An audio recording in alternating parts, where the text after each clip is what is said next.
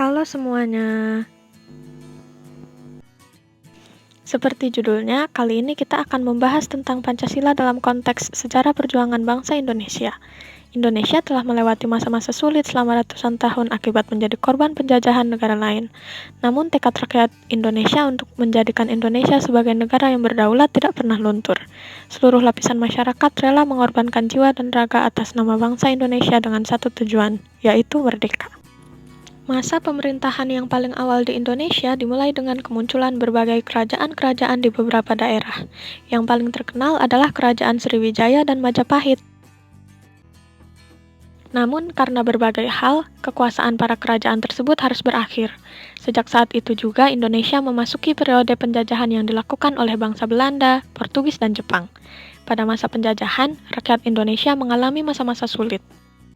Pada tahun 1944, Jepang menjanjikan kemerdekaan di kemudian hari bagi Indonesia.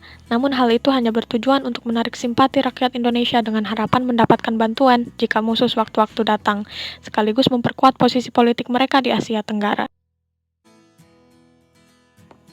Pada tahun 1945, tepatnya pada tanggal 28 Mei, Jepang resmi mendirikan BPUPKI atau Badan Penyelidik Usaha Persiapan Kemerdekaan Indonesia sebagai upaya mendapatkan dukungan dari bangsa Indonesia dengan menjanjikan bahwa Jepang akan membantu proses kemerdekaan Indonesia.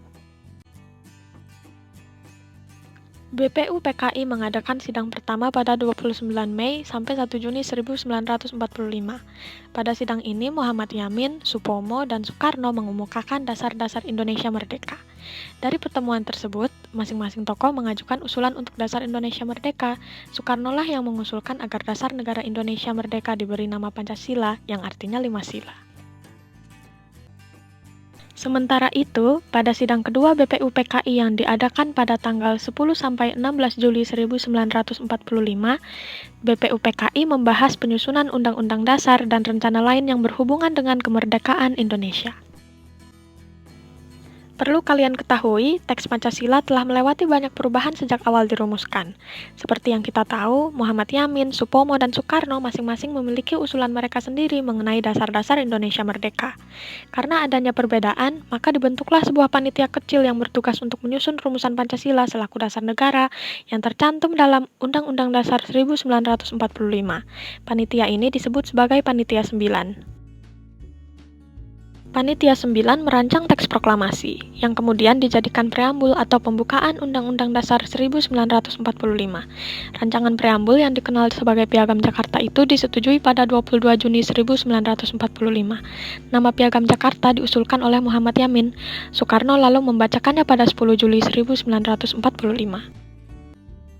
Piagam Jakarta pernah menimbulkan kontroversi pada masanya.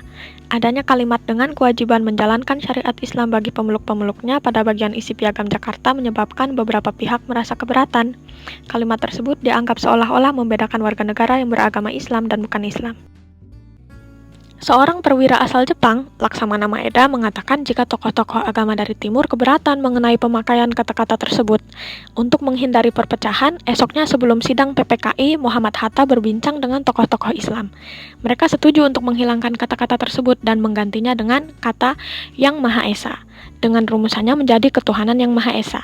Kesepakatan ini diterima oleh sidang PPKI. Piagam Jakarta yang sudah mengalami perubahan itu ditetapkan sebagai pembukaan Undang-Undang Dasar 1945.